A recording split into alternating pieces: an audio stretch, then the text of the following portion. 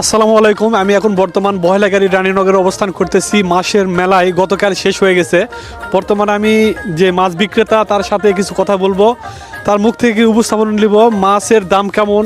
আমি গতকাল আসতে পারিনি, এই জন্য আজকে রিভিউ দিচ্ছি বহেলাগাড়ি মেলায়। কালকে একদিন তো মেলা থাকবে ভাই নাকি?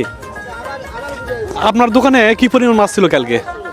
কালকে ছিল ভাই 1,60,000 পর্যন্ত। একটা মাছ ছিল 1,60,000। একটা মাছ না, একটা মাছ আপনার 18, 10, 18 এরকম 10-18 কেজি।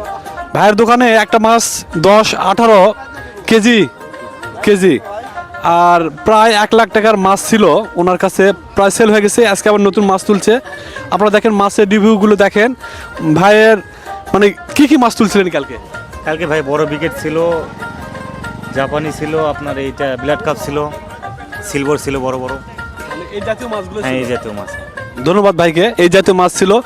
যদি আপনারা মাছ নিতে চান অবশ্যই মেলার প্রবেশ দ্বার ঢুকে হাতের বাম সাইডে চলে আসবেন। মাছের এখানে দোকান ভাইয়ের অবশ্যই। ধন্যবাদ। আমি সেই গ্রামের ছেলে লিটন, সুদূর নওগাঁ থেকে এসেছি রানীনগরে। এটাও আমার নওগাঁ জেলার মধ্যেই। ধন্যবাদ, সবাই ভালো থাকবেন।